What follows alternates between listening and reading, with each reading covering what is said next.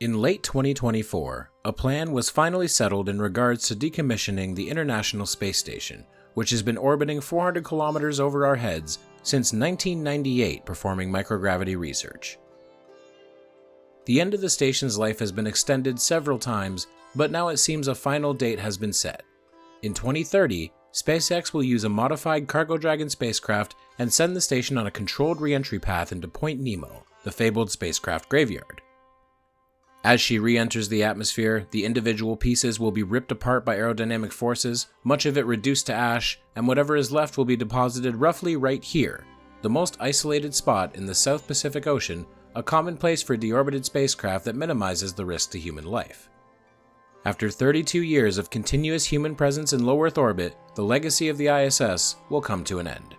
So today, let's go back in time and talk through that legacy, how it came to be, and how it all went down.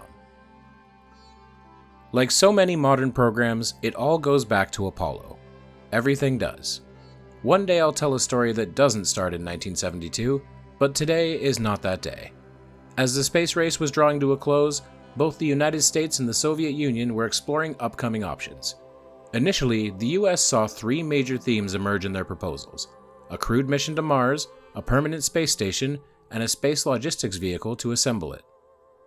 President Richard Nixon was tasked with choosing a plan, and struggling with a major federal budget deficit, the eventual choice was made to pursue the space logistics vehicle, what would eventually become the Space Shuttle.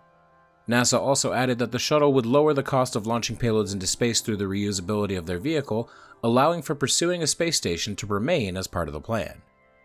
There were several collaborative ideas, though at first only one would come to fruition, being the Apollo-Soyuz test project in 1975. For the first time, two different spacecraft from two different nations came together, being an Apollo Command and Service Module and a Soviet Soyuz. Other ideas were explored, including the launch of the Skylab B station for visits from both nations, and the far more ambitious plan of combining Skylab B with a Soyuz station. However, falling budgets and the continuing tensions of the Cold War waylaid these plans, and both nations began separate plans. The Soviet Union began to work on Mir in 1986, using a modified Salyut core module and attaching several others to it over time, creating the first modular space station that allowed for more advanced and versatile usage than their single module predecessors. In the early 1980s, the United States planned to do the same, designating their orbiting laboratory Space Station Freedom. President Reagan officially announced Station Freedom in 1984, stating, "We can follow our dreams to distant stars, living and working in space for peaceful and economic and scientific gain." NASA had several ambitious goals for the station. It could function as an orbiting repair shop for satellites, an assembly point for spacecraft, an astronomy observation post, a microgravity laboratory, and even a microgravity factory for private industry. NASA began a set of studies following the presidential announcement, leading to the creation of a database of thousands of possible missions and payloads, as well as studies to use the station for support on interplanetary missions. While all of this was going on, several space shuttle missions were conducted to demonstrate and test the techniques that would be needed for space station assembly, a prime example being STS-61B in 1985. This flight carried the experimental assembly of structures in EVA and the assembly concept for construction of erectable space structures, or EASE/Access. EASE was a 12-foot tetrahedral truss, and Access was a triangular column truss, both of which were assembled repeatedly by two astronauts on two separate spacewalks. In April of 1984, Johnson Space Center has established a new Space Station Program Office, which produced its first reference configurations for Freedom, the Power Tower, proposed by Boeing and Grumman. While there were a few variations even in this individual design proposal from different contractors like Lockheed and McDonnell Douglas, all featured a long central keel with a heavy mass located at either end. At the lower end, kept toward the Earth, this is called the nadir end, would be a cluster of pressurized modules, and a set of articulated solar arrays and servicing bays would be located at the other end. It was intended to maximize user viewing opportunities, keep an area clear for shuttle dockings, and keep growth opportunities versatile. The plan was to assemble the station over 12 space shuttle flights, beginning in 1992 and ending the next year. However, this schedule quickly started to slip when the fiscal 1985 budget was reduced by around $85 million. At the same time, several observers criticized a lack of independent involvement from the contractors during the design process, believing the contractors were simply aping NASA's configurations to win the contract. In 1987, former space station engineer Oliver Hardwood testified in the Senate stating, quote, "Aerospace industry resources and capabilities were being squandered by rubber-stamping NASA designs instead of seeking independent and competitive solutions to system problems. Why were the artist's conceptions of 8 major corporations so nearly identical? In a real competition seeking real answers, there would be a different version for each of them." By this time, NASA carried out a study for new configurations in the hopes of reducing the mounting development costs. They were now considering a dual-keel configuration, splitting assembly into 2 phases and deferring the service facility.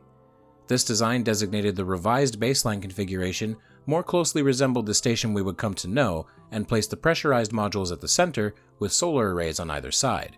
It was deemed to successfully reduce program development costs and minimize negative impacts, as well as baselining the station program to require 5 shuttle flights a year for operations and logistics, rotating 4 crew at a time for up to 180 days each.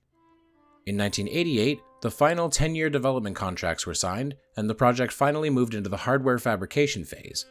It had been slightly modified when the fiscal 1990 budget was again reduced, the design found to be slightly overweight, too complicated to assemble, and not providing enough power for proposed operations. It would see 2 more redesigns by 1993, at which point more international involvement was proposed, using 75% of the original hardware designs intended for freedom. The rest came from 3 sources: the Russian Mir 2 concept that was facing the possibility of cancellation, a proposed European module, and a proposed Japanese module. The United States funded the Russian Zarya core module derived from the TKS spacecraft, while the Zvezda module would be repurposed from Mir 2's core section to serve as the station's primary life support systems and living quarters. Now, Freedom and these other collaborative efforts had transformed the station into the ISS-A, International Space Station Alpha, though clearly the A would eventually be dropped for simplicity's sake. At the same time as the formation of the ISS project, it was agreed that the United States would be involved in the Mir program, servicing the aging Russian station with the American shuttle over the course of 11 flights. This allowed for the shuttle to practice docking with a space station, testing techniques for the ISS, with the first docking occurring in 1995 with STS-71 and concluding in 1998 with STS-91. You may notice that 71 to 91 is not 11 flights, and that's because space shuttle flights were almost never launched sequentially. On January 28, 1998, 15 governments involved in the ISS project signed the Space Station Intergovernmental Agreement, which established the primary layer of legal obligations and rights between the partners. Article 1 outlines its purpose. Quote, "This agreement is a long-term international cooperative framework on the basis of genuine partnership for the detailed design, development, operation, and utilization of a permanently inhabited civil space station for peaceful purposes in accordance with international law." Beneath this is a second layer of agreements known as the Memoranda of Understanding, or MOU, which mostly refers to management of the ISS, and NASA is the designated manager of the station, meaning there are no MOUs between ESA, Roscosmos, CSA, and JAXA. A third layer of agreements consists of bartered contracts for the partners' rights and duties, including the framework under which NASA uses the Soyuz and Progress spacecraft for crew and cargo purposes. The fourth and final layer supplements the MOUs, most notably containing codes of conduct, establishing criminal jurisdiction, anti-harassment, and other behavioral rules for ISS crew members. On November 20th, 1998, assembly of the ISS officially began with the launch of Zarya aboard a Proton rocket. Zarya, also known as the Functional Cargo Block, served as the ISS's primary power, propulsion, and guidance sources in its early years, but now functions more as a storage component both internally and externally. Zarya is derived from the TKS spacecraft from the Soviet Salyut program, and its design was intended to be a module for Mir, which was cancelled during Mir's final days of waning funding and support. It was constructed from 1994 to 1998 in Moscow, but funded entirely by the United States, mostly due to the fact that it was roughly half the cost of Lockheed Martin's proposed Bus 1 core module.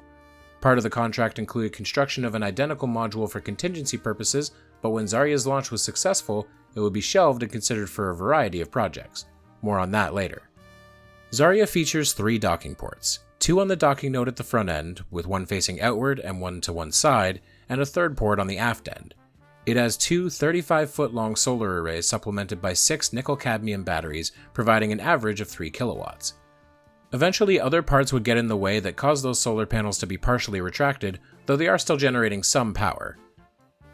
It also features 16 external fuel tanks that can hold just over 6 tons of propellant. a mandate set by NASA just in case the next Russian module was delayed, as well as 36 steering jets and 2 large engines for reboost and orbital changes, which would be permanently disabled as the assembly continued. Zarya was designed to fly autonomously for 6 to 8 months, but would end up doing so for much longer, which we'll get to. NASA added its first segment to the ISS 2 weeks after the launch of Zarya, though it added no control or propulsion, being a node module named Unity. A cylindrical module with 2 axial and 4 radial docking adapters, it serves as the link between the Russian and US orbital segments of the station. Unity was launched aboard Space Shuttle Endeavour aboard STS-88 on December 4, 1998, fitted with 2 pressurized mating adapters on the axial ports, one of which was used to mate it with Zarya. After rendezvous, the shuttle used its Canadarm robotic arm to grapple Unity, placing it onto the orbiter docking system, which lined it up with Zarya. After entering Unity to place caps over vent valves and prepare for berthing, the Canadarm then grappled Zarya, lining the two up, and used the shuttle's downward jets to connect them together. They then spent a 7-hour spacewalk preparing the 2 modules, connecting 40 connectors and cables, and then powering on the Unity module. 2 days later, a second, equally long spacewalk was performed, installing 2 antennas on the outside of Unity, as well as removing launch restraint pins on the docking adapters and installing covers on data relay boxes. One of these covers, as we discussed in a different video, ended up drifting away from mission specialist Jerry Ross, tumbling into open space and being photographed as it floated off. It would later be revived on UFO conspiracy forums as the infamous Black Knight satellite, a purported alien spacecraft that has been observing Earth for over 1,000 years. However, it's just a blanket, unfortunately. Day 8 of STS-88's flight was historic. At 2:54 p.m. EST on December 10, 1998, Commander Bob Cabana and Russian cosmonaut Sergei Krikalev, the famous lost cosmonaut who was left aboard Mir while the Soviet Union was dissolved, opened the hatch to the Unity node and entered the ISS for the very first time. Gear was stowed for future flights, and the lights were turned on before the hatch to Zarya was opened, an S-band communication system was installed in Unity, and a problematic discharging battery was replaced in Zarya. One final spacewalk was conducted on Flight Day 10, stowing tools on the side of Unity for the next mission, as well as freeing another antenna on Zarya. The next day, Endeavour undocked, and 2 days later, landed safely at Kennedy Space Center Runway 15, wrapping up the first official mission to the International Space Station.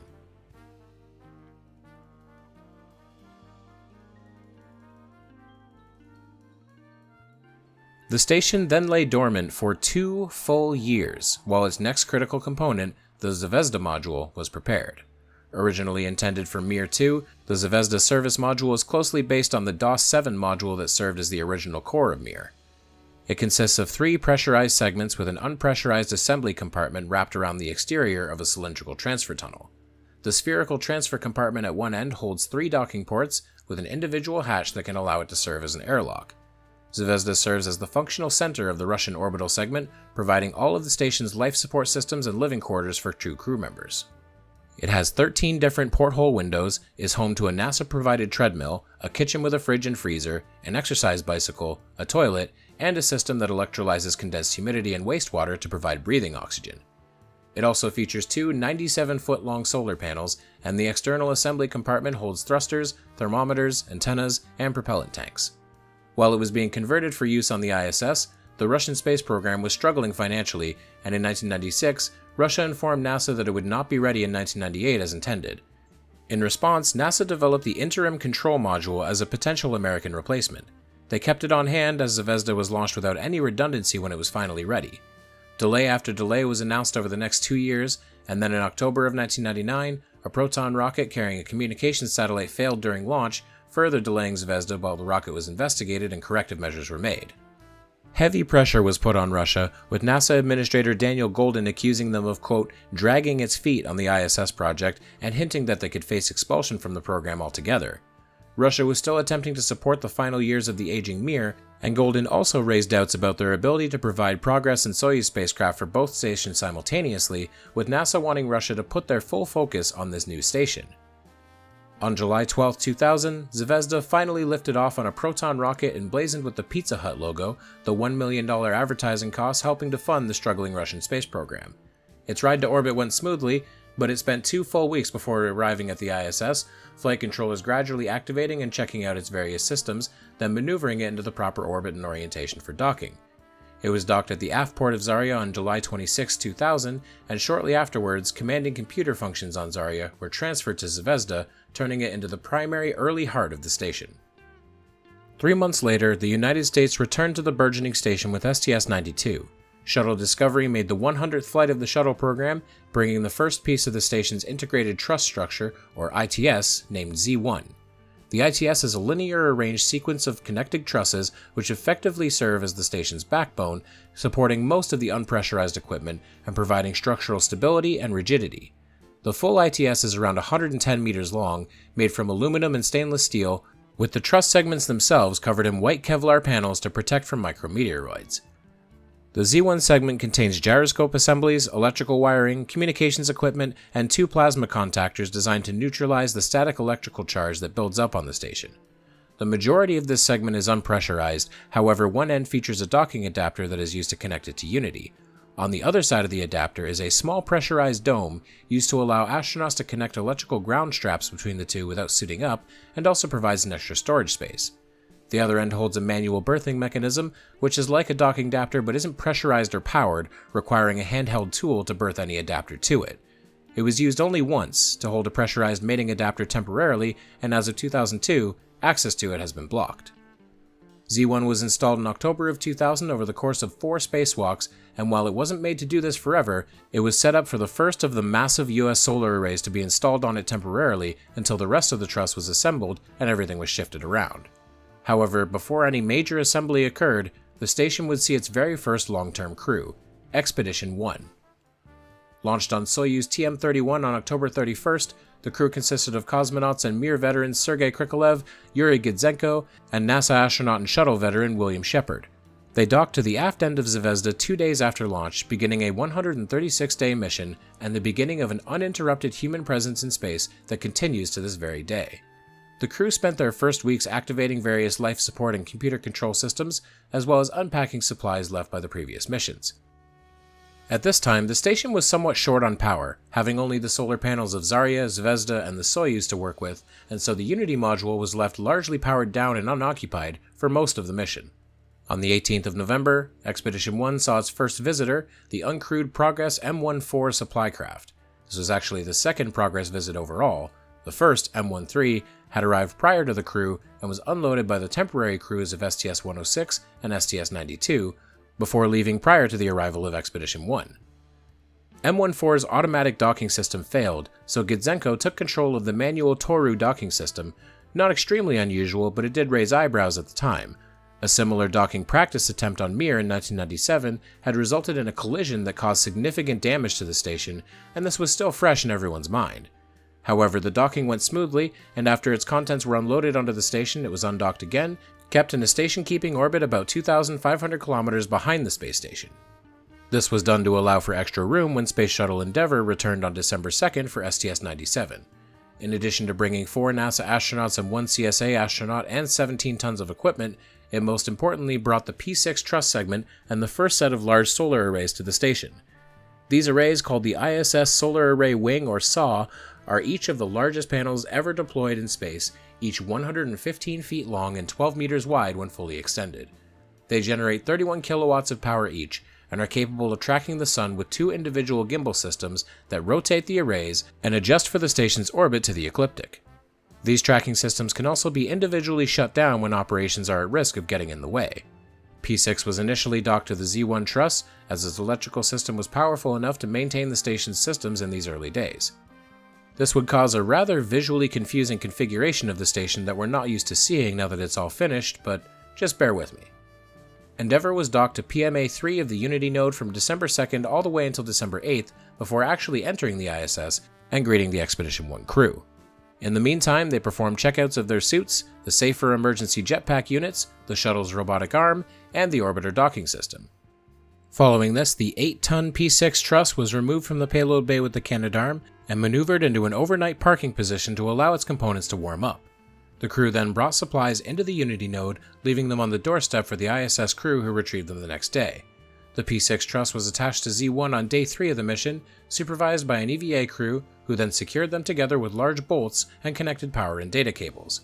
They then swung out the 800-pound array boxes with just fingertip pressure, then unfurled the solar arrays and prepared them for use.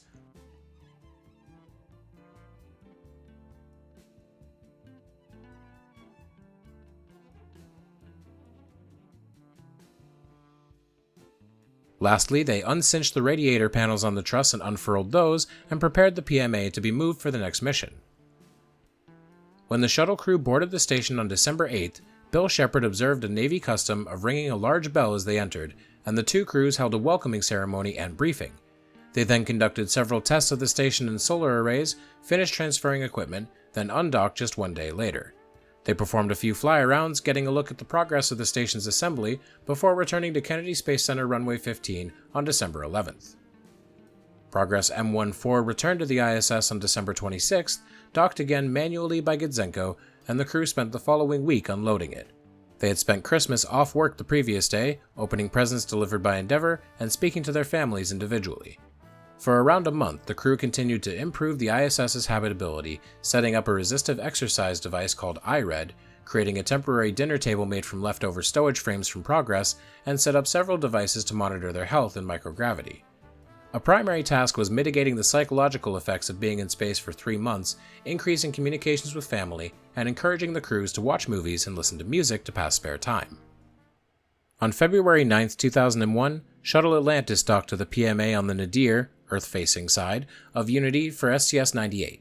They then relocated the forward-facing PMA to a holding area on the Z1 truss, as the space was needed to dock their payload to the station, the Destiny Laboratory, the first NASA laboratory to be used permanently since the days of Skylab in the 1970s.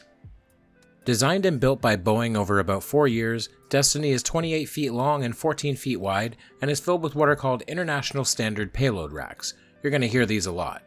These are generalized steel framework containers designed to be effectively added and removed from the station as needed, as well as capable of being easily modified for different experiments or components. When Destiny arrived at the ISS and was docked to the Unity node, it had 5 racks already configured to hold electrical and life support systems, though it has capacity for 24 racks, which would be delivered on subsequent missions. The lab also contains a laboratory freezer for storing samples and a multispectral imaging system that monitors vegetation on Earth.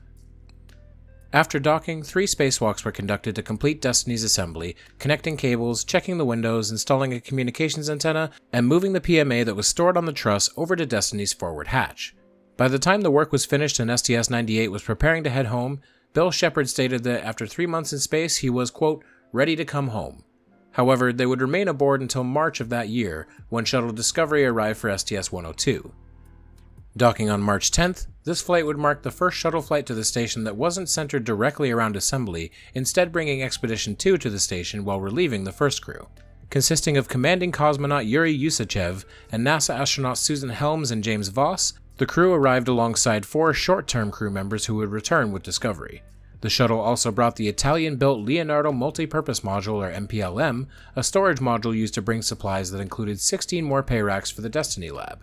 In addition, the shuttle also brought the first external stowage platform, unpressurized elements used for storing components and supplies that don't need to be indoors.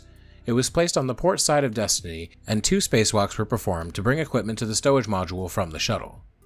The MPLM was docked to the Unity node with the Canadarm, and the 2 crews spent 4 days organizing the changeover of responsibility from one to the other. An official changeover ceremony was held on March 14th, during which Shepard said, quote, "May the goodwill, spirit, and sense of mission we had enjoyed on board endure. Sail her well." In response, Jim Weatherby, commander of Discovery, said, quote, "For Captain Shepard and his crew, we hold you in admiration as we prepare to bring you home. This has been an arduous duty for you. This ship was not built in a safe harbor. It was built on the high seas."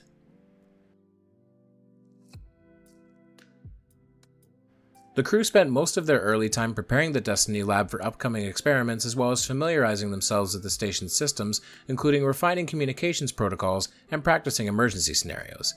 They then prepared for the arrival of STS-100, which brought a critical and iconic component to the station, Canadarm2.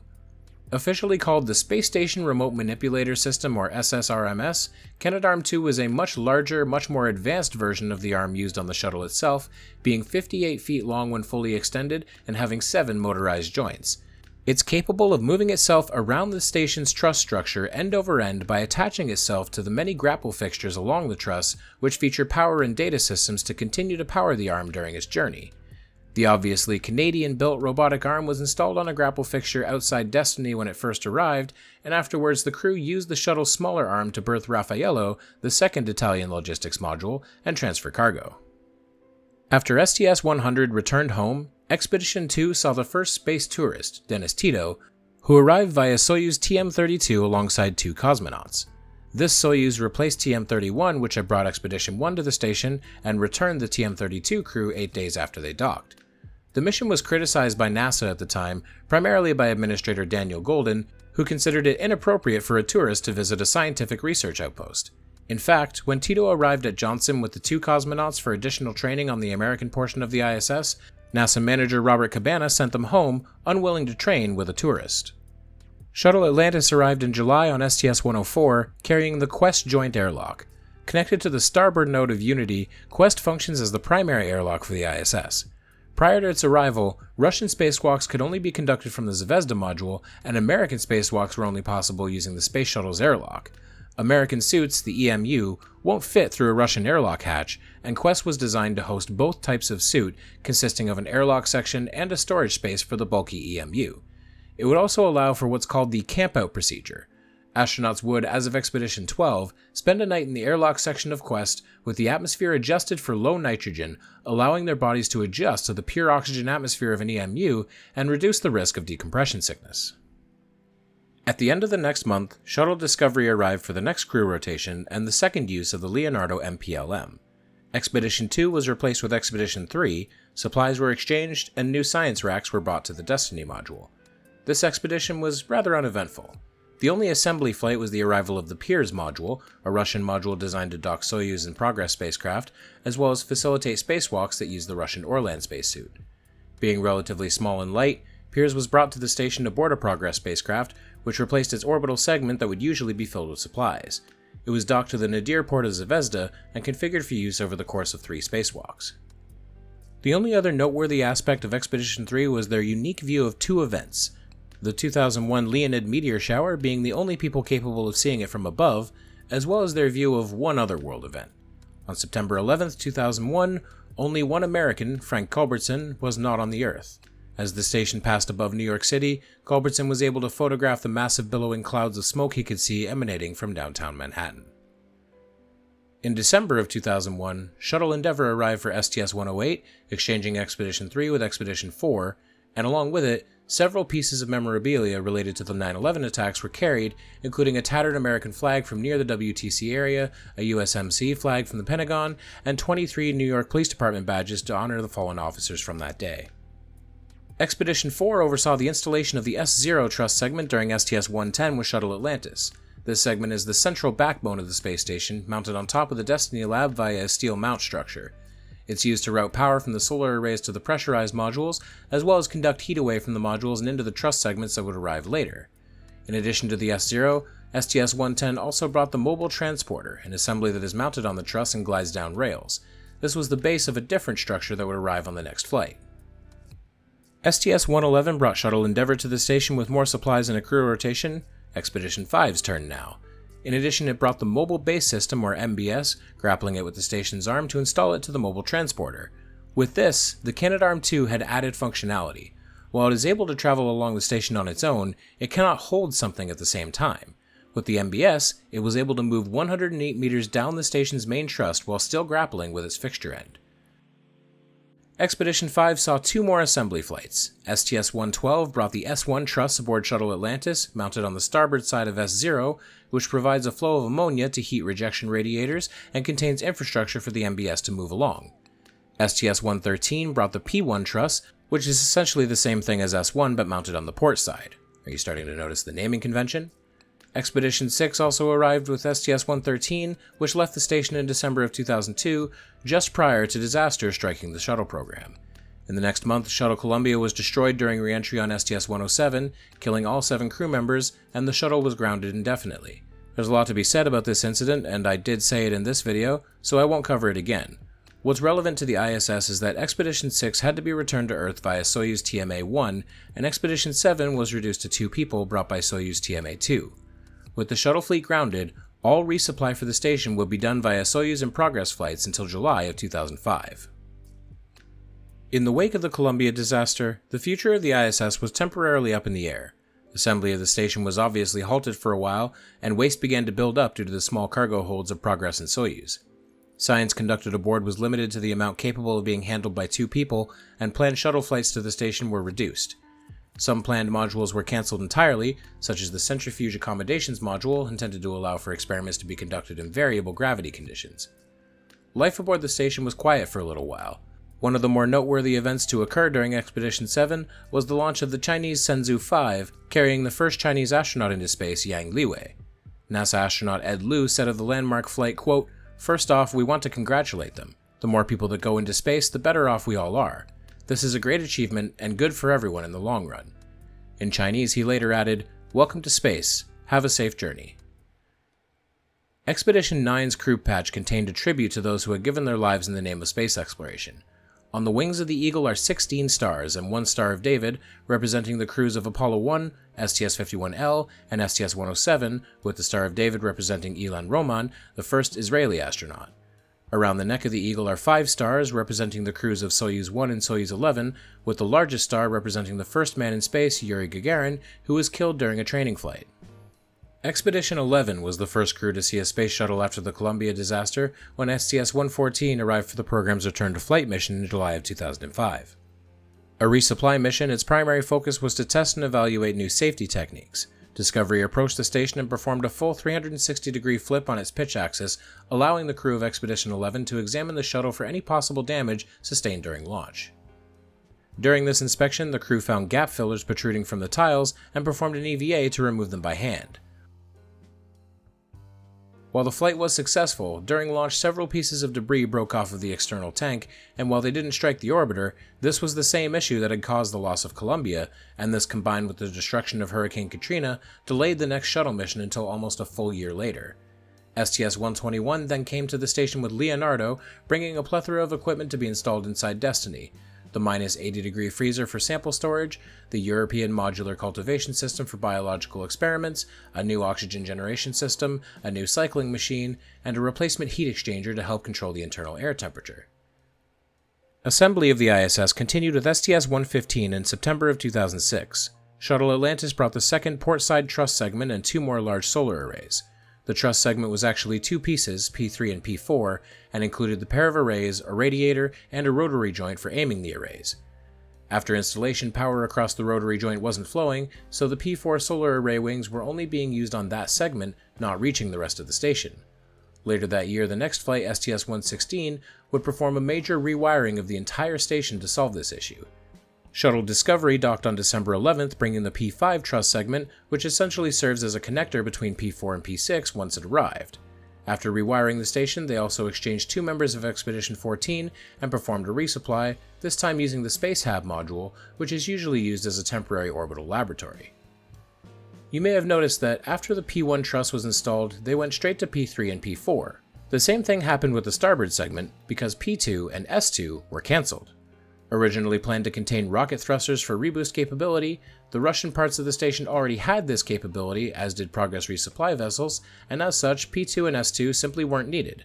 So as a result, STS-117 brought the S3 and S4 segments in June of 2007.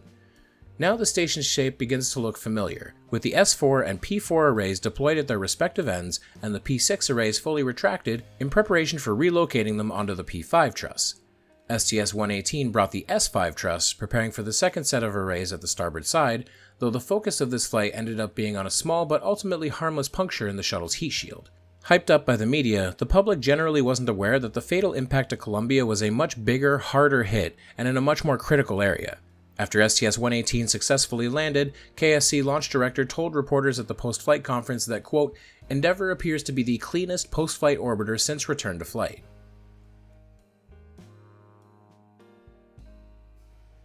You may have noticed I stopped talking about the specifics of crew exchanges between expeditions. There's a simple reason for that.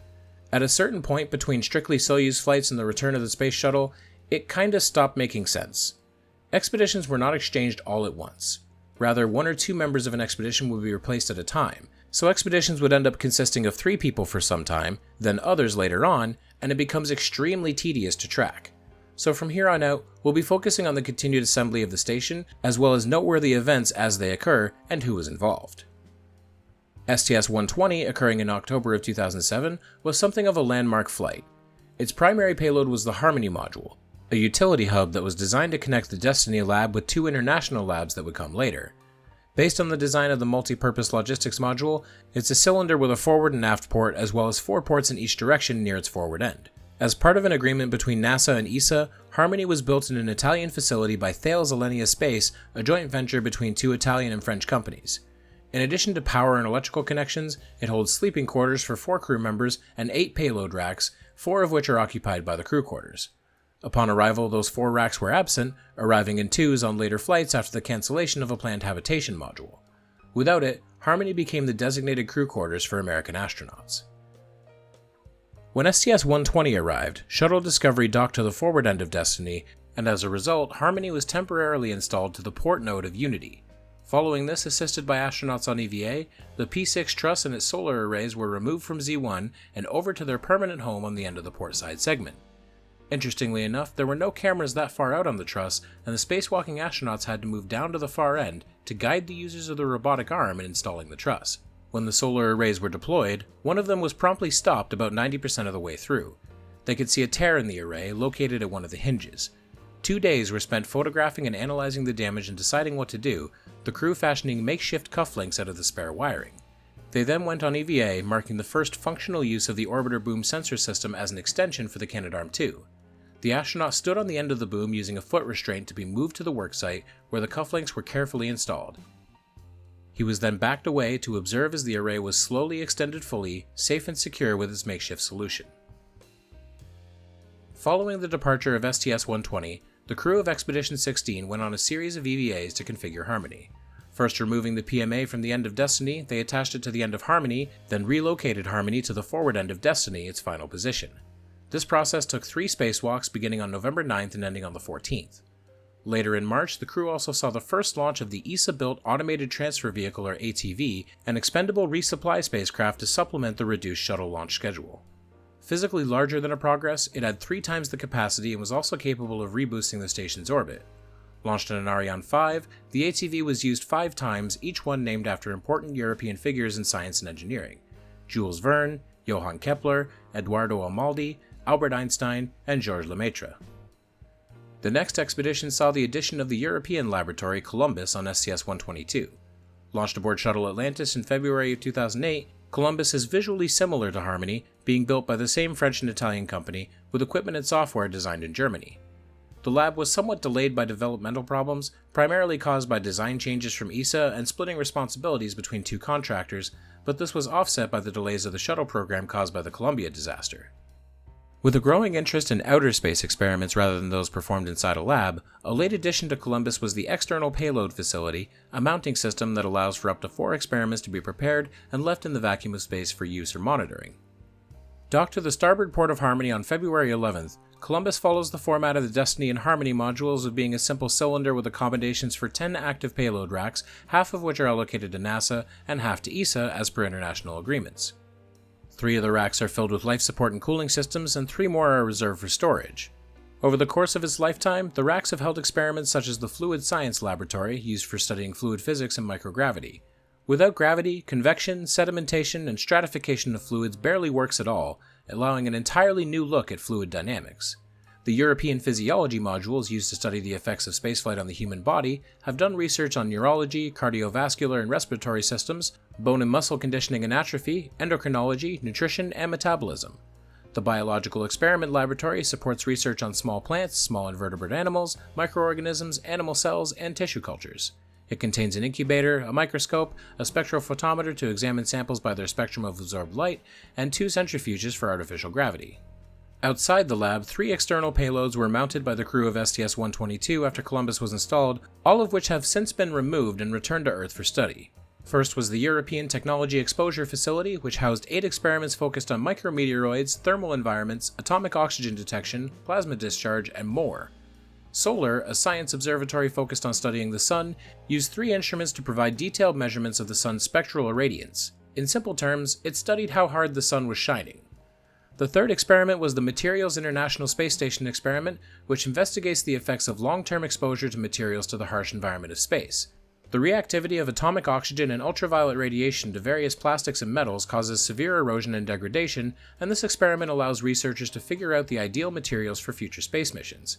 The samples consist of mock components such as switches, sensors, and mirrors made from various polymers, coatings, and composites. It also includes biological materials, seeds, spores, and various types of bacteria, which have been known to survive in space for extended periods. If you saw my video about the Mir space station, you already know about the horrors of mold in space. The next assembly flight, STS-123, began the assembly of the Japanese laboratory Kibo, meaning hope. Also known as the Japanese Experiment Module, Kibo is the largest ISS module, attached to the opposite end of Harmony that Columbus is on. It had to be assembled over the course of 3 flights, with the first bringing the Experiment Logistics Module pressurized section. This is the smaller cylinder that now is mounted on top of the main pressurized module. However, at launch, since the main module wasn't there yet, it was mounted temporarily on the zenith port of Harmony. At the same time as this first module, STS-123 also delivered Dexter, the special purpose dexterous manipulator. This is a Canadian-built 2-armed robotic system that can be mounted on the end of the Canadarm2 or operate on its own on a small scale, designed to perform basic repairs that otherwise would require astronauts to perform spacewalks. It is designed to be positioned at orbital replacement units around the station, which are various pieces of hardware such as batteries, radiators, communication systems, nitrogen tanks, or any other piece designed to be easily removed and replaced once they outlive their usefulness. Assembly of the Kibo module continued with the next flight, STS-124, when Shuttle Discovery delivered the main pressurized section of the lab, as well as the Japanese remote manipulator system, a small robotic arm mounted at the end of the lab. This arm is used for manipulating the exposed facility, yet to arrive, which is an external platform to house various experiments in the vacuum of space similar to the Columbus exposed facility. However, perhaps the most important payload on this flight was kept in a mid-deck locker of Discovery, replacement parts for the toilet. On May 21, 2008, somebody on board flushed the 7-year-old toilet in the Zvezda module, heard a loud noise, and then a fan stopped working. The gas-liquid separator pump had failed. Thankfully, this only affected the urine processing portion of the toilet, but while they attempted to replace various parts, they were unable to fix it. Thus, a replacement pump was sent from Russia to the USA to be delivered aboard Discovery, and in the meantime, the crew had to use the toilet on a docked Soyuz, which only has capacity for a few days of use, after which point they had to resort to the pre-Apollo methods. Go in a bag. By the end of STS-124, the toilet was fixed, the main module of Kibo was installed, and the logistics module had been moved into its permanent place on top of it. The lab was opened, configured for use, and the robotic arm was tested to ensure it worked correctly before Discovery undocked and headed home. Before the next flight would arrive, Expedition 18 experienced something of a scary moment. The U.S. Space Surveillance Network uses a series of telescopes and radar systems to track thousands of pieces of debris moving within Earth's orbit. NASA and other ISS partners analyze the data of tracked objects, performing risk assessment to see if any debris might get close, creating an imaginary box around the ISS that's about 2 kilometers wide and 50 kilometers along its path. If necessary, and if it's detected early enough, the ISS can perform a debris avoidance maneuver, moving out of an object's path before it gets too close. And if all else fails, you get what happened on March 12, 2009.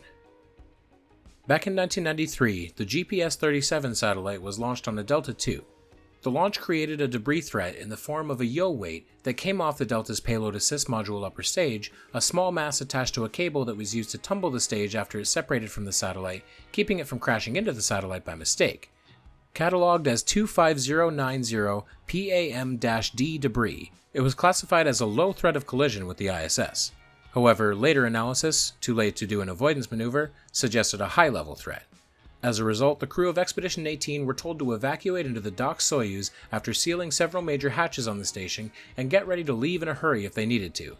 There was some brief confusion about exactly where the object was and how close it was going to get, mostly due to a highly elliptical and unstable orbit, but it ended up passing by the ISS without making contact, and the crew were cleared to leave the Soyuz and reopen the hatches. How close it came I'm not exactly sure, but this article from NASAspaceflight.com seems to suggest it was somewhere within half a kilometer, which is certainly nothing to scoff at. STS-119 continued assembly of the ISS in March of 2009, just before the end of Expedition 18 and just a few days after the near-miss incident. Discovery delivered the S6 truss, completing the construction of the integrated truss structure. Adding this final segment to the end of the starboard section of the truss, the station now had the majority of its familiar shape that we're so familiar with. Beginning with Expedition 20, launched in 2009, ISS crews expanded from 3 to 6. However, the space shuttle was well on its way to retirement at this point. While some single crew rotations would be done on its final flights, the majority of ISS crew rotations were performed aboard the Soyuz, which only holds 3 people. As a result, the first 3 members of Expedition 20 were delivered to the station at the end of March, while the other 3 arrived at the end of May. The number of Expedition 20 and 21 crew members fluctuated throughout the year, dropping to only 2 for about 2 weeks, then increasing to 5, then down to 3, then back to 6 by April of 2010 with Expedition 21. Expedition 20 saw one of the more smaller assembly flights. STS-127 delivered the Kibo exposed facility, mounted at the end of the pressurized module. This is a large pallet-like module upon which experiments can be mounted for exposure to the vacuum, but with a greater capacity than Columbus and the ability to be manipulated by Kibo's small robotic arm. This mission was also the first to see the JAXA H-2 Transfer Vehicle, or HTV. Similar to the ESA ATV, and therefore the Progress, the HTV was an expendable cargo craft used from 2009 until 2020, again to supplement the lack of logistics flights from the retiring space shuttle. Following the final shuttle flight, the HTV was the only vehicle capable of transporting large payload racks, as well as disposing of old ones. Unlike Progress and the ATV, the HTV is unique in that it includes an unpressurized cargo section, accessed by a robotic arm after its berth to the station. A total of 9 HTVs would be launched before its retirement in 2020, though JAXA is currently developing a successor, HTV-X, scheduled for maiden launch in late 2025. One other thing I'd like to mention about Expedition 20. During it, JAXA astronaut Koichi Wakata performed an experiment, donning a specially designed pair of underwear that he was not supposed to wash or change. He kept them on for a full month, and reportedly developed zero body odor due to the garment's unique design. I wore them for about a month, and my station crew members never complained for about a month, so I think the experiment went fine, he said later. With a handover that required a world first of 3 Soyuz spacecraft being docked at the same time, Expedition 21 took over the ISS in October of 2009. Smaller assembly flights continued at that time.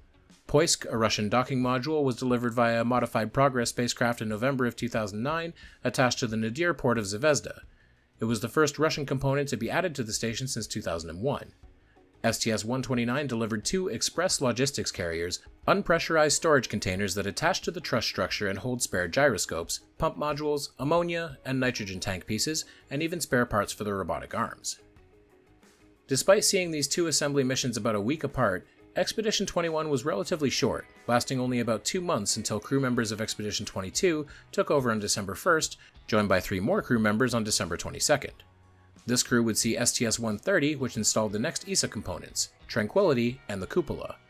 Primarily used for exercise, storage, and robotics work, Tranquility contains a life support system that recycles water waste and generates oxygen, as well as a system that removes contaminants from the air and monitors the cleanliness of that air, plus it has an extra toilet. The Cupola, meanwhile, is one of the most iconic elements of the ISS, being an observatory module with 7 windows that provide a 365-degree view around the observer.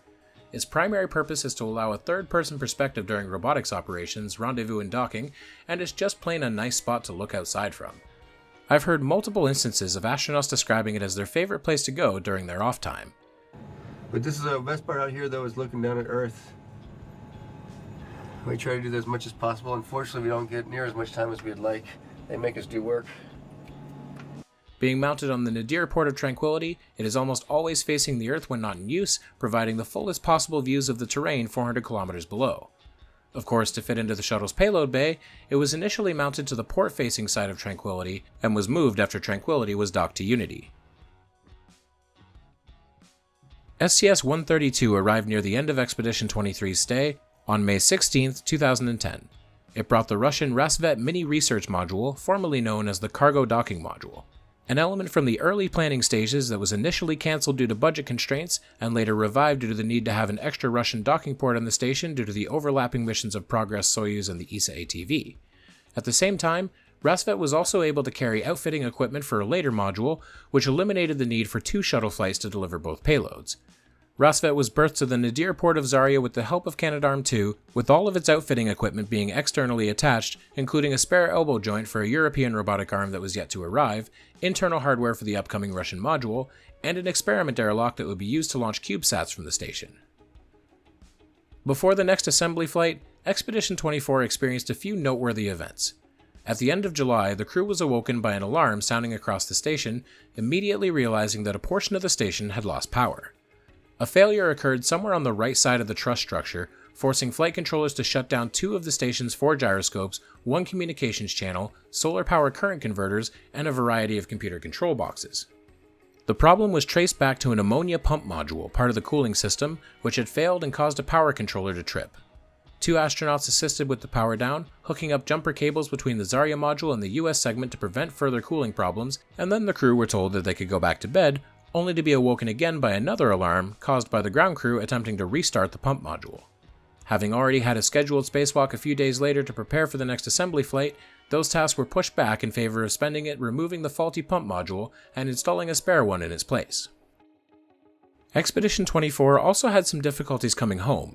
The last 3 crew members were intended to leave aboard Soyuz TMA-18, and the first attempt to do so occurred on September 24, 2010. However, the spacecraft failed to dock, a micro switch on the hatch between the craft and the Poisk module giving an indication of an off-nominal status of the latch and hooks between them. A second attempt less than 24 hours later was successful, and later investigation revealed 2 broken teeth on a gear wheel. I've struggled to find out exactly what the long-term solution to this was because later dockings and undockings occurred without incident.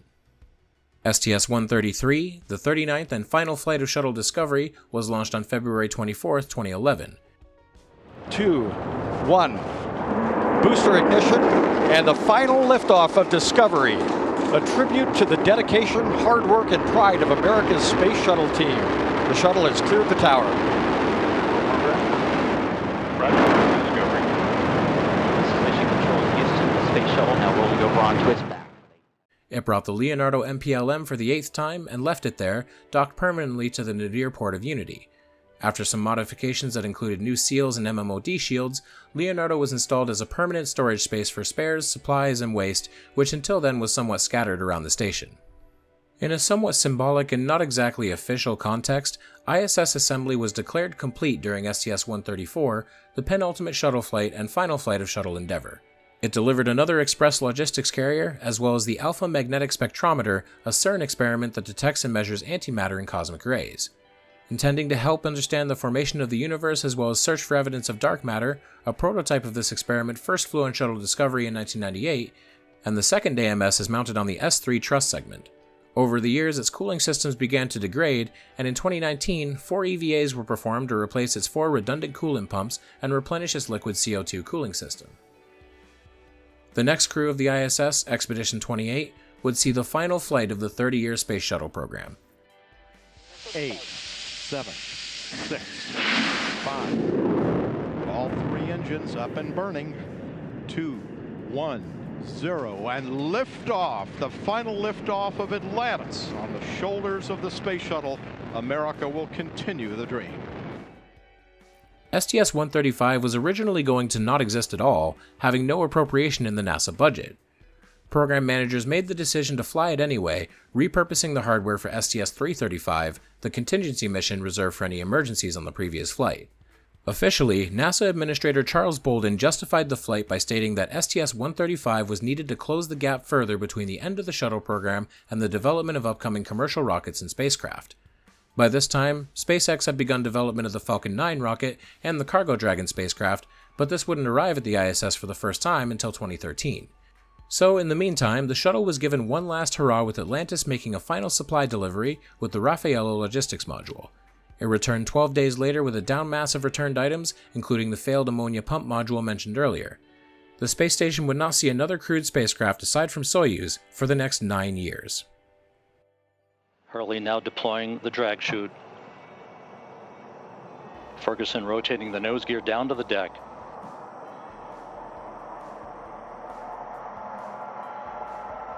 Nose gear touchdown.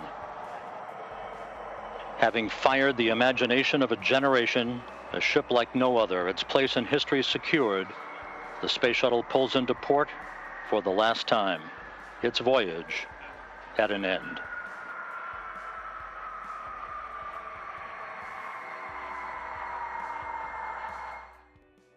In May of 2012, SpaceX launched the COTS Demo Flight 2 aboard the Block 1 version of the Falcon 9. Part of the Commercial Orbital Transportation Services program, this first iteration of the Cargo Dragon spacecraft was intended to provide commercial services for ISS supply delivery in the post-shuttle era, and this test flight was the first rendezvous with the ISS of an American spacecraft since STS-135. The original intention had been just a rendezvous, however its goals were tentatively merged with the next mission given the success of the Falcon 9's testing progress. After maneuvering close, the spacecraft used the Dragon Eye LiDAR imaging system to move closer, a system first tested on STS-127 aboard Shuttle Endeavour, before being grappled by the Canadarm2. It was burst to the Harmony module, the hatch opened, and the interior checked out, with astronaut Don Pettit noting that it, quote, smelled like a brand new car. After 1,000 supplies were transferred successfully, including food, clothing, a laptop, and 15 student experiments, the capsule was loaded with about 1,400 pounds of downmass cargo, including completed experiments and unneeded equipment, and the capsule splashed down safely. By October, SpaceX would launch the first operational Cargo Dragon flight, CRS-1, and throughout these flights would have only one failure, CRS-7 in 2015. The United States was on its way to replacing the Space Shuttle, but progress was slow, occurring well after the shuttle itself was being put into museums. Science on the station continued quietly for a little while. Here's a photo of some CubeSats launched by the crew of Expedition 33, who would also use an experimental networking protocol to control a Lego robot on Earth from their place 400 kilometers above. Robonaut, an experimental robotic torso designed to assist with EVA operations, was delivered to the station on STS-133, but wasn't mobile for some time. A good amount of time was spent testing, examining, and upgrading it, and in 2014, SpaceX CRS-3 delivered a pair of legs to allow it to move around the interior and perform menial tasks like vacuuming and cleaning filters. Initially planning to further upgrade it and outfit it for EVA use outside the station, the prototype Robonaut was returned to Earth in 2018 for repairs and possible relaunch. However, it's currently on display at the Udvar-Hazy Center. Expedition 35 received significant media attention, primarily due to Canadian Commander Chris Hadfield. The crew uploaded several videos to NASA YouTube channels to boost public knowledge of the space station's activity, but Hadfield helped make the first music video recorded in space, in which he sang a rendition of David Bowie's Space Oddity. The papers want to know whose shirts you wear. Expedition 36 saw one of the more significant events in spacewalk history. On July 16, 2013, NASA astronaut Chris Cassidy and Italian astronaut Luca Parmitano began EVA-23, preparing to set up the station for the arrival of a new laboratory module. Planned for over 6 hours, the EVA was cut short after 1 hour when Parmitano alerted Mission Control that he could see water floating beside his head inside the helmet. As the volume of water slowly increased, Cassidy escorted Parmitano back to the Quest airlock, the Italian astronaut remaining cool and collected despite having difficulty seeing, hearing, and speaking due to the buildup. He made it safely back into the airlock, where 2 cosmonauts helped him remove his helmet and soak up the water with a towel. The issue was traced back to a clogged filter in the life support system, leading to cooling water leaking into the helmet, bypassing the water separator. A NASA investigation revealed that there had been warning signs. A previous EVA found a very minor leak, which was attributed to a drink bag and effectively dismissed. There were fixes implemented after this, including the addition of an emergency breathing tube and a redesign of the cooling system, but a similar incident would actually happen again in 2022, then again in 2024, though these arose through entirely different problems with the spacesuits.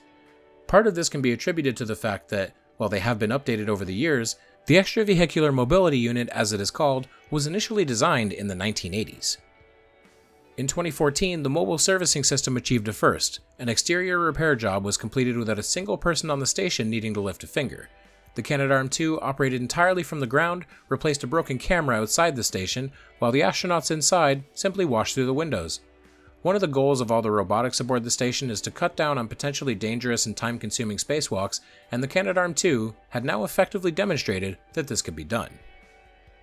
Expedition 43 were given what was amusingly called a bonus month aboard the station due to the failure of a Soyuz rocket carrying Progress M27M, which led to a delay in investigation before their ride home could be sent to them. This mission also saw a very important and scientific experiment, of course designed by Italians, an Espresso machine designed specifically to operate in microgravity. Named IS Espresso, most of the point of this was to ensure that such things could be done safely, demonstrating the possibility of future creature comforts on future missions. Astronauts on the way to Mars will feel a little less stir-crazy if they can have an espresso on the way. Its usage also included a special cup invented by astronaut Don Pettit, designed to use capillary flow to facilitate drinking from an open cup in microgravity. While it may look like it was designed by Georgia O'Keeffe, the principle is sound and allows for a sense of normalcy floating in eternal freefall of low orbit. The ISS and previous space stations performed extensive experiments regarding the growth of plants in outer space, specifically food-bearing plants. This turns out to be extensively difficult. It turns out that, unlike flat earthers, even plants know that gravity exists. If you've ever wondered how plant roots know which direction to go down, it's because they have specialized cells in the root tip that form starch-filled organelles which act like weights, pulling the root system down in response to gravity. However, in 2015, the ISS finally produced food that was actually consumed by Americans. In the past, some foods have been grown that likely could have been eaten, but we're talking about science experiments and you tend not to eat those, unless you're Russian. Cosmonauts have been eating about half of the crops they grow on the ISS and sending the other half home for research, but Americans consumed space-grown food for the first time in 2015 when Scott Kelly and Kjell Lindgren enjoyed some red romaine lettuce freshly harvested from the veggie experiment. Speaking of Scott Kelly, he and cosmonaut Mikhail Kornienko remained on board the station as part of expeditions 43, 44, 45, and 46. This was part of a year-in-space experiment to determine the effects of such long-duration stays in orbit, with Kelly and Kornienko both spending 340 days in space. Kelly was also one half of a sub-experiment, the Twins Study, which compared changes in his health with his brother Mark Kelly, who has also flown space flights as well as being a US Senator. The study found, quote, significant changes in multiple data types were observed in association with the spaceflight period. The majority of these eventually returned to a pre-flight state within the time period of the study. More specifically, they found that Scott Kelly experienced a lengthening of telomeres. These are sort of like protective caps on the ends of chromosomes, the structures that hold your DNA. Over time, telomeres shorten in length, but in space it was found that Kelly's actually lengthened by about 14.5%. This rapidly reversed itself after he returned home, being their normal length by 6 months after landing. While shorter telomeres are associated with aging and lifespan, the exact effect of them being lengthened during a spaceflight isn't currently known. From around 2016 onward, small expansions have been made to the ISS, primarily through the SpaceX Cargo Dragon spacecraft. For instance, one was Beam, the Bigelow Expandable Activity Module developed by Bigelow Aerospace. A temporary module intended for testing purposes, Beam is an inflatable module made to operate from 2016 to 2018, but has already significantly outlived its expected lifespan, remaining in use today as a storage space. However, due to its prototype nature, Beam cannot remain on board any longer than 2028. The company that developed it isn't even around anymore. Bigelow Aerospace ceased operations in 2020 due to the COVID-19 pandemic and is currently considered defunct, with ownership of Beam transferred to NASA. Another is the NanoRacks Bishop Airlock, a small airlock module designed to deploy CubeSats and other small payloads, such as trash that needs to be disposed of. It came about as a result of a bottleneck with the Kibo module. As this is owned by JAXA, they have priority on using Kibo for satellite deployment, and Bishop was implemented to increase deployment rates. In 2018, a rather mysterious event occurred on the ISS. A leak. In August, ground control noticed that the ISS was very slowly losing air. The leak was traced back to the orbital module of Soyuz MS-09, launched in June, which had a 2mm wide hole in it. According to one article, the hole was hidden with a, quote, low-quality patch job. While the hole was repaired with an epoxy sealant, it was announced that the hole was created by a drill from the inside. By who and for what reason? Good question. Russian officials speculated about sabotage that might have occurred during manufacturing, with one even subtly accusing NASA crew members of drilling it to make the Russian program look bad. Investigations continued while Soyuz MS-09 remained docked. Not by choice, the orbital module didn't endanger the returning crew, but Soyuz MS-10 failed during launch, briefly pausing the Soyuz program. In September 2019, former head of Roscosmos Dmitry Rogozin claimed that the Russian Space Agency was fully aware of the cause of the hole, but were deliberately keeping it a secret. In 2021, a Russian tabloid published a poorly cited article that stated the hole was drilled by NASA astronaut Serena Anand-Chancellor after a blood clot had developed in her jugular vein. This claim was heavily disputed, mostly because the source was a Facebook post, and Russian state media would later make an equally preposterous claim that the hole was drilled due to psychological trauma from a failed romantic relationship with another crew member. No actual evidence for either theory has ever been presented. If you saw my video about the Mir space station, you'll know that a disturbingly common problem in long-duration spaceflight is bacteria. Mir, by the end of its life, was filled with mold. It was on the wiring, in the air filters, on the windows, inside and outside, and grew out of sample containers in a matter of hours. It got so bad that eventually it just couldn't be stopped. They just kinda had to live with it and try their best to keep it somewhat contained. So I guess it isn't too surprising that by 2019, the ISS was experiencing much of the same issue. Of course, lessons had been learned, cleanliness standards improved, air filter and sanitation technology improved, and yet, mold is absurdly resilient. I wouldn't be surprised if some of Mir's mold survived its atmospheric re-entry and destruction and is currently living peacefully on the ocean floor. So despite all efforts to the contrary, mold spores do exist on the ISS, with heavy research into them beginning in 2019. The most common spores, Aspergillus and Penicillium, can survive extreme temperatures, ultraviolet light, chemicals, dry conditions, and even radiation, making them very difficult to clean. However, the ISS mold situation is far more contained and manageable than it was on Mir, and this time around creates an interesting research opportunity. A lot of technological advancements in history have been made by mimicking designs found in nature, and the ability for mold spores to withstand extreme conditions may prove to be useful on future long missions by providing new antibiotics and vitamins, to say the least. In 2021, the ISS saw the first set of iROSA panels arrive at the station via SpaceX CRS-22. Standing for ISS Rollout Solar Array, these are new, lightweight, and powerful solar arrays, as the larger and older set of arrays have degraded over time and become somewhat out of date. iROSA is smaller yet generates more power, and instead of using heavy panels folded together with mechanical hinges, it's flexible and unrolls like a measuring tape on a spool. After testing a pair of them on CRS-11, the first set were installed on top of the trussed mast cans, the base portions of the old arrays, and rolled over top of them. Despite blocking a portion of the large arrays from receiving sunlight, the iROSA arrays produce much more than the blocked area would provide, and still leaves a large portion of the older arrays exposed to the sun. By 2023, the remaining iROSA arrays would arrive, but we need to back up a bit and talk about Crew Dragon.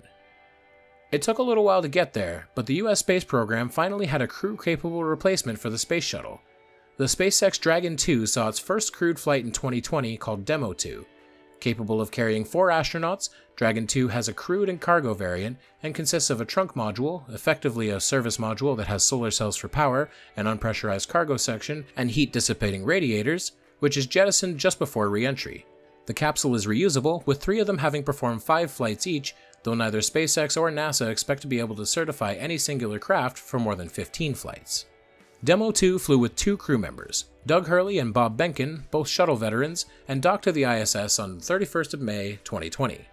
Bob and Doug described the first stage ride aboard the Falcon 9 as being much smoother than the bumpy ride with the space shuttle's solid rocket boosters, but said the second stage Merlin vacuum engine was like, quote, driving fast on a dirt road. The mission was entirely successful, undocking from the station almost 64 days after launch, splashing down off the coast of Florida, and marking the first crewed splashdown since the Apollo-Soyuz test project in 1975. This would mark the return of American crewed spaceflights to the station, the next being Crew 1 in November of 2020. Next, the ISS saw the installation of the Nauka module, and now we need to think back to much, much earlier in this video. Remember that spare Zarya module that was shoved into storage after the launch of the first station component was successful? Well, in 2021, it finally launched. Also known as the Multi-Purpose Laboratory Module Upgrade, Nauka now serves as the primary laboratory for the Russian orbital segment. It was initially intended for a 2007 launch, but suffered repeated delays that included leaks in the propulsion system, contamination issues, 12 to 18 months of repairs, fuel tank valve replacements, and further testing caused by expiring warranties after so many other delays. It was launched in 2021 aboard a Proton M and was immediately plagued with issues, including loss of telemetry and problems with the propulsion system. Before it arrived at the ISS, the Pirs module was undocked and deorbited into the Pacific Ocean. On July 29th, Nauka successfully docked to the nadir port of Zvezda in place of Pirs and was immediately put to work. However, just hours after the docking was completed, Nauka had a problem with its onboard computer, receiving an erroneous command to fire its thrusters. This sent the ISS spinning, doing a full rotation and a half over 44 minutes until Nauka burned through its remaining fuel and the engines were disabled. The incident also caused a temporary evacuation of Zvezda while the fuel lines were purged with helium, ensuring no leaks of Nauka's toxic hypergolic fuel had found their way inside. Just a few months later, the Prichal module, a node module with multiple docking ports, was added to Nauka's nadir port. This was part of a plan for a Russian orbital service station that would outlive and detach from the rest of the ISS during decommissioning. However, in more recent years, Russia has made the decision to withdraw entirely from any international programs, constructing an entirely new station that would be operated solely by Roscosmos, with assembly beginning sometime around 2028. However, with the current stagnant and strapped for funding state of Roscosmos, this plan remains very much in the air. As the years have gone on, it has become clear that the ISS is not going to last much longer. Its oldest components are over 20 years old at this point, delivered by a vehicle that no longer exists and operated by crews that have long since retired. It's had one hell of a run, but all good things must come to an end. As stated at the beginning of this video, the current plan is for the ISS to be deorbited by 2030. But what comes next? Good question. Well, there was never exactly a plan for ISS-2 low-orbit Boogaloo, and likely for good reason. While the ISS has provided boundless amounts of research data for life in microgravity and setting the groundwork for long-duration interplanetary spaceflight, it turned out to be quite expensive. In 1998, NASA quietly announced that the station was going to cost $3.6 billion more than its original $17 billion price tag. It currently takes up about a third of the human spaceflight budget at a cost of $3 billion a year to operate and maintain. So the current plan is, once the ISS is retired, rent from commercial entities. A number of companies have proposed launching their own smaller space stations into low Earth orbit, renting out time to whoever is willing to pay the price, which includes NASA. With them not being the only customer, the hope is that the cost will be that much more reduced. Quote, "If we are just one of many customers, the providers will be able to prioritize their fixed costs over a bigger base. We will see cost savings just from that alone," said Phil McAllister, Director of Commercial Spaceflight at NASA headquarters in 2022. "We anticipate once we do the retirement, we're going to be able to save the agency about $1.5 billion per year. That's going to be a key enabler for our Artemis missions going forward," he added. So, who's going to build the stations? There's a few contenders.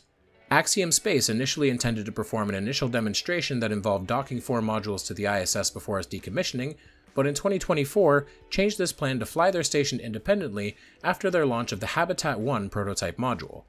The full station will consist of 5 modules, 2 Habitat modules, the Payload Power Thermal module, which will provide power and heat radiation capabilities, an airlock module, and a research and manufacturing module with a very pretty Earth observatory at its nadir end. Another opportunity is VAST, who will develop Haven 1 and then Haven 2 by 2028. These are single-module space stations, somewhat similar to Skylab, capable of being launched on a Falcon 9 rocket, utilizing internet connectivity via Starlink and potential artificial gravity through rotation, though I somehow doubt this will be achieved with such a small station. Blue Origin, in collaboration with Sierra Space, is developing the Orbital Reef Station, a rather large commercial, quote, business park, their term, for tourism, research, and in-space manufacturing. One of the more notable modules it would include is Sierra's Life module and inflatable habitat. A Pathfinder Life module is intended for launch in late 2026, with the full station being planned for 2028 to 2030.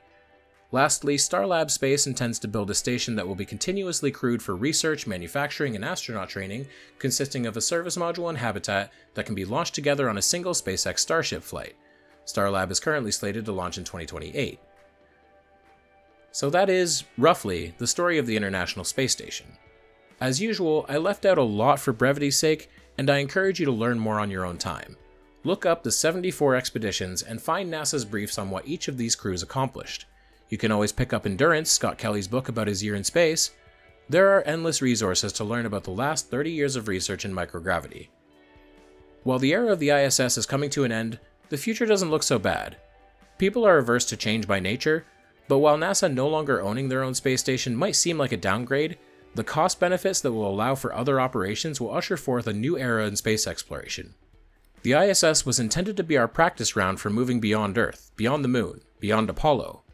Now, while it is being aimed at the ocean, we can aim ourselves at the rest of the stars.